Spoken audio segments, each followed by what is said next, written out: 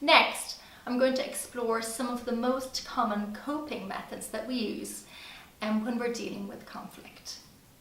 Firstly, I'm going to talk about giving in, but we could also call this smoothing or accommodating. This basically means entertaining the other party's point of view. Now, this requires a lot of cooperation, but very little courage. Basically, you've agreed to accommodate the other person by acknowledging the fact that they have an issue. And while this style can lead to resolution and better communication, feelings of hostility can linger on. The next conflict coping mechanism I'm going to discuss is avoiding or simply sticking your head in the sand. This strategy is all too familiar. You simply dodge the issue, hoping that it will magically disappear. But it seldom works, and problems don't just simply resolve themselves. In most cases, this is not a long-term answer, as problems can tend to repeat over time if they're not addressed. Then there's holding your ground, or as we sometimes call it, forcing.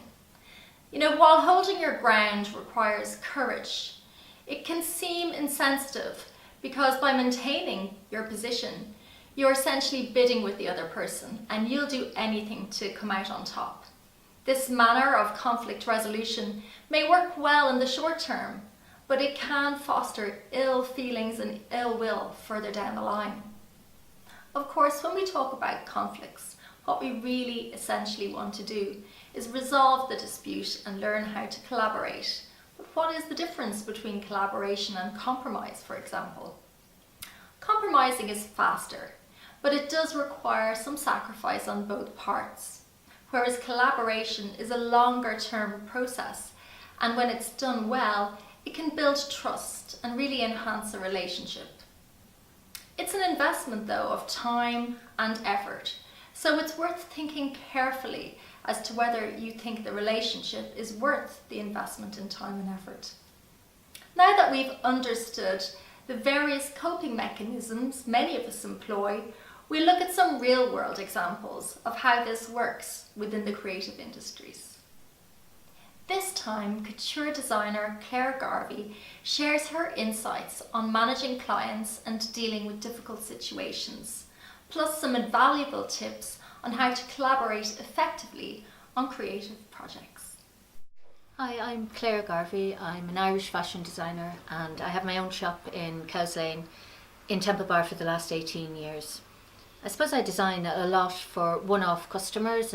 We do stuff for Julian Benson for Dancing with the Stars and Nile Rodgers, and a lot of weddings and a lot of unusual commissions as well, things for the Berlin Show Orchestra. It never gets boring.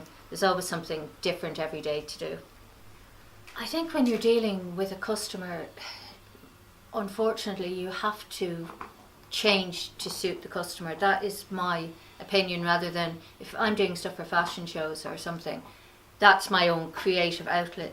This is like a business as well, and I have had customers who said, oh, I don't like the length of that, and you might like the length on her, but you can compromise. You have to kind of work with the person as well. I've never actually said, no, I'm not going to do this. However, if somebody had come into the shop and asked for something that I know is not my type of thing, I'd say initially I'll recommend them to somebody else.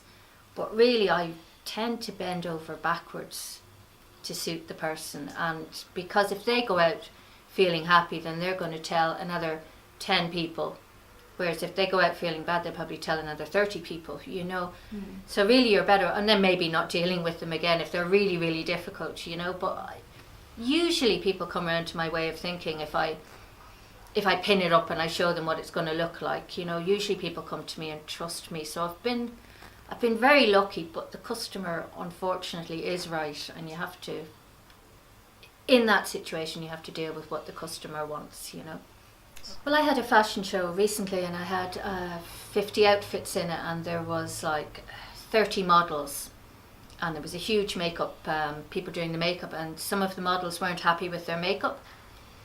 And some of them were delighted, which was brilliant, but the ones that weren't, there is no point in making them go out with makeup that they're not happy with, because they're not going to model well. So you have to, much as I'd like to hide in the corner and not address it, you have to address it. So what I would do then is go personally to the makeup artist and say, is there any way you can change that makeup a little bit, just, and that kind of smooths things over. But you, as the person in charge, it is up to you to make everybody feel happy and to keep it, but I would never confront somebody in front of other people, and you do it in a nice way, and you don't do it in a way that you suggest in a nice way, and that's usually that works very well.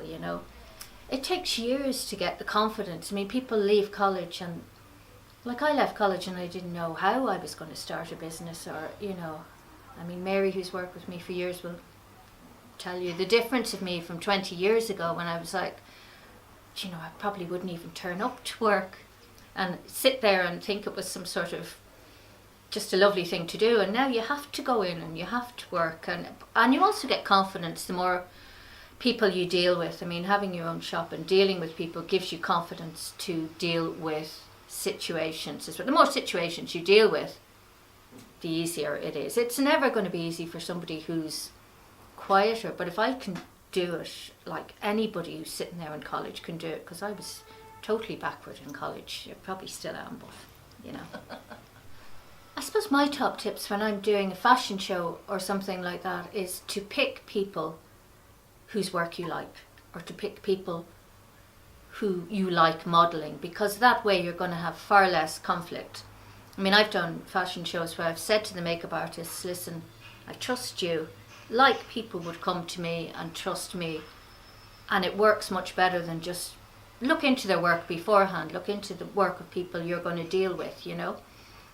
If you have to work with somebody that you may not have much in common with their work, then it's a gentle process of kind of compromising together, but I usually let people work away because I trust their work. And if it goes too far, I'd say, is there any way you could just tone that down a little bit, because it might not go with the dress that well. But it's a nice way of doing it. But choose your team very well. I mean, the people who work with me are people whose work I admire and I love generally, so. And also they'll give me ideas. Like, they might do incredible makeup, whereas if you restrict somebody too much, you're only doing what you do. But if you let somebody else go ahead and do something dramatic, you kind of go, wow, that wasn't what I was thinking, but that's actually given me an idea for something else.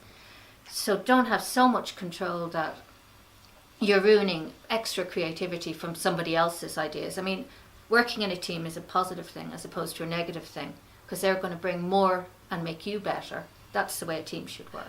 The very first time I did a jacket for Nile Rodgers, I was petrified. I'd never done menswear before either. So I went to the X Factor and I had this jacket with all these bits on the shoulders, which I thought looked really good and that. And then he said, well, what about the guitar? And this is the sort of thing you don't realise when you're creating something, that obviously he's going to have his guitar over his shoulder. I mean, it's something really basic and simple, but if you've never done it before, you don't think about it. So then I kind of adapted straight away and took some of the pieces off the shoulders and made it flatter, and went back to him with his hitmaker guitar, and he went, I said, yeah, that seems to work now.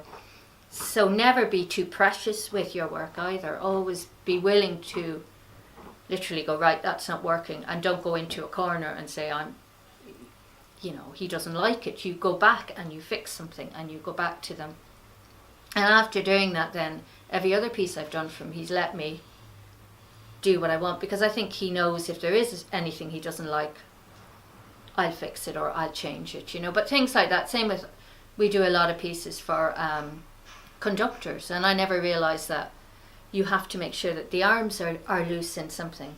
So I might have this big corset, but then she has to be able to move her arms up and down, and things that you learn that you, as you go along, that you have to change to suit the person. The Berlin Show Orchestra, they were flying upside down in the outfits, so you've also got to realise that it has to work upside down and nothing can be revealed. Now that we've looked at the coping mechanisms and discussed the best ways to resolve conflicts, we can start creating positive outcomes through the sort of conversations that build trust rather than dividing people. We've also learned from industry professionals about how they deal with conflict situations more effectively, and how they also cope with anger and strong emotional responses, but in a constructive way.